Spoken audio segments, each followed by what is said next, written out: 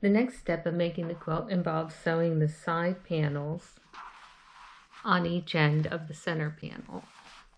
Before we do that, it would simplify things to trim down the batting. The reason the batting was left large before we did this step is because sometimes when you do the pad stitching, the batting shrinks, and it's hard to estimate how much it's going to shrink. It depends on the depth of the batting, how many layers you're sewing through, and how thick they are. So now it's time to trim the batting. I'm going to zoom in now on one of these smaller side panels so you can see how I trim this. If I took a ruler and drew a line joining these dots to one another, the very top dots, that would actually indicate where my fold line is going to be and help me cut the batting so it's the correct size. So I'm going to do that now. Sometimes it's a little difficult with these all this batting, and actually it probably would be easier from the outside in.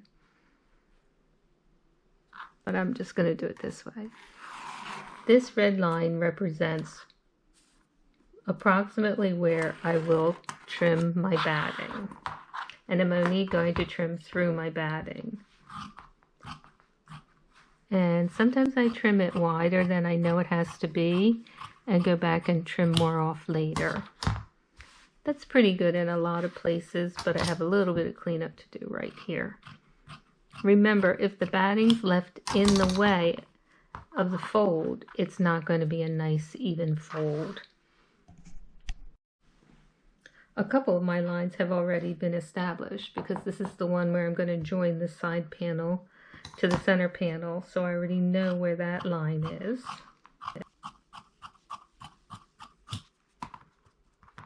And now I'm going to draw the two side lines and get rid of that batting too. Remember, since the batting is in the way, sometimes positioning the ruler on the exterior and drawing this way is a little easier.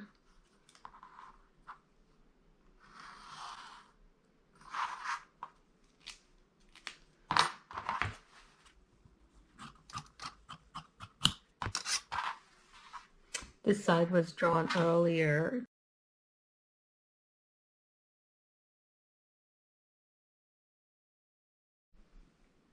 Notice how this batting got cut a little closer than it probably should have.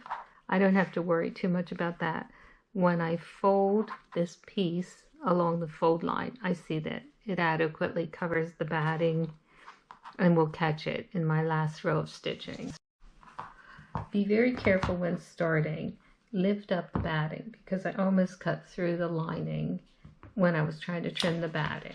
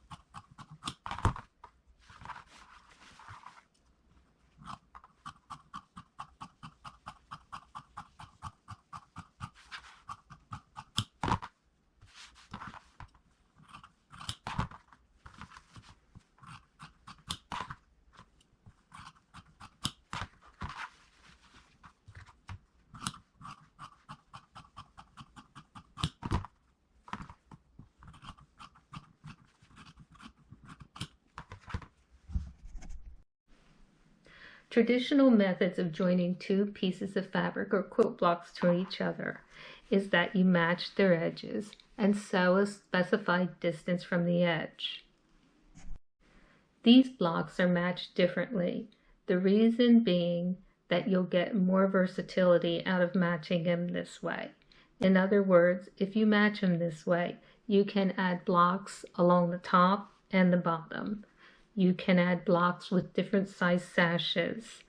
So I'm going to show you this way on this table runner, even though it won't impact the outcome if you choose not to do this. To demonstrate this, I'm going to zoom in on one beveled edge. The blue lines represent the stitching line. What I'm going to do is I'm going to join these blocks using these 5 dots as guides. Position my 2 pieces that I want to join back sides together, so the lining with the marks on it will be visible and easy to see. I'm going to run my needle through the lowest dot on one side, and then I'm going to bring it out on the lowest dot of the remaining piece. Pass the needle through the next dot, and you guessed it, it comes out on the second from the bottom dot on the opposite piece of fabric. And if you hold on to your thread tail, you can pull that tight. Keep going this way, climbing up the dots.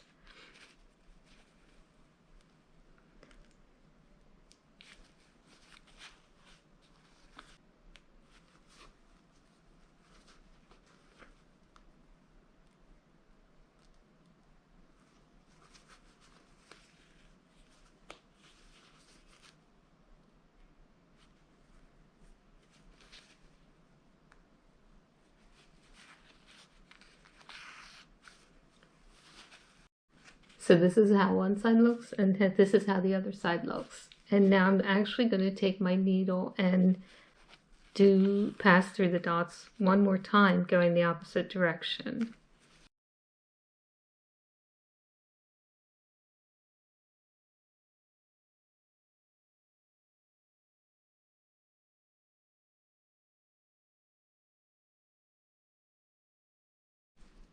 I'm going to trim my thread, leaving a long thread tail. I've used the orange basting stitches to hold the side piece to the front piece at the top of my seam. And now at the lower edge of the seam, I'm going to do exactly the same thing. I'm going to zoom in and try and give you a clear picture of how that looks.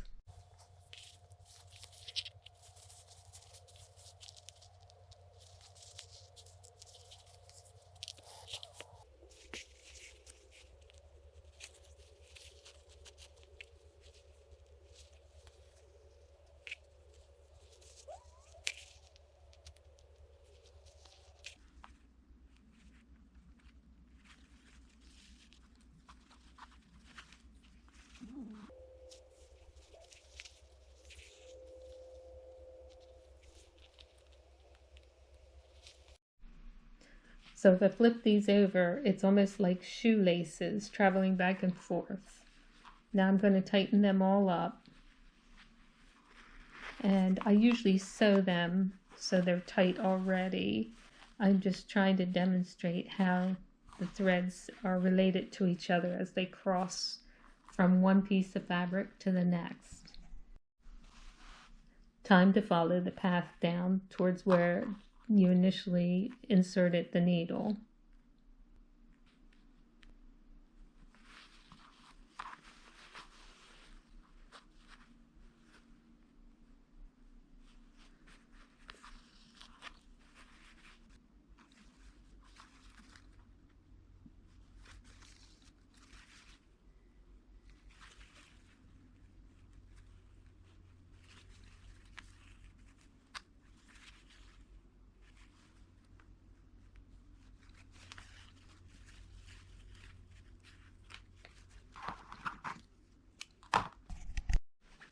My basting's complete at both edges of my stitching line. My stitching lines are these blue lines that travel from top dot to top dot.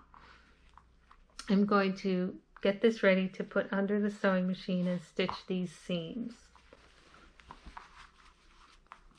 So I usually sew from the center to the dot and then back stitch. That's how I like to do it. When I pin it, I pin on the stitching line for these quilts, as opposed to, this is not how I do it, perpendicular to the edge. I pin them on the stitching line, and when I do that, you'll see that the edges don't match up exactly, and that's fine. That's how it should be.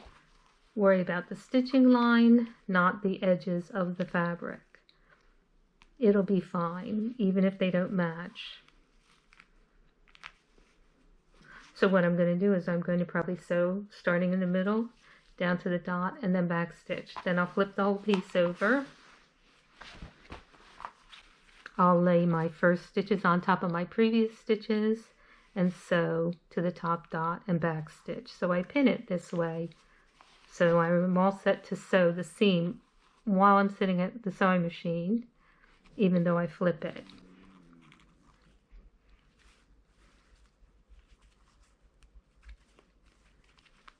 And sometimes it takes a little bit of maneuvering to get it right.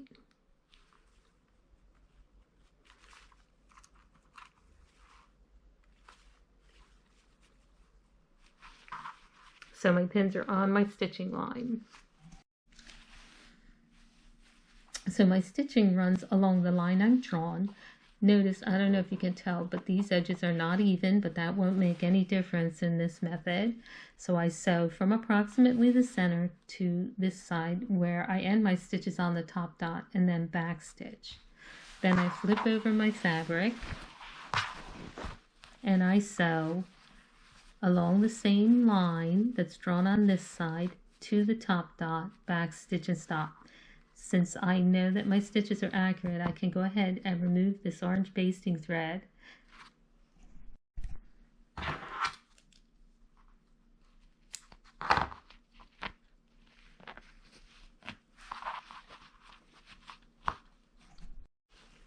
With my basting thread gone, I can open up my little table runner and flatten my seams and begin to see the finished product.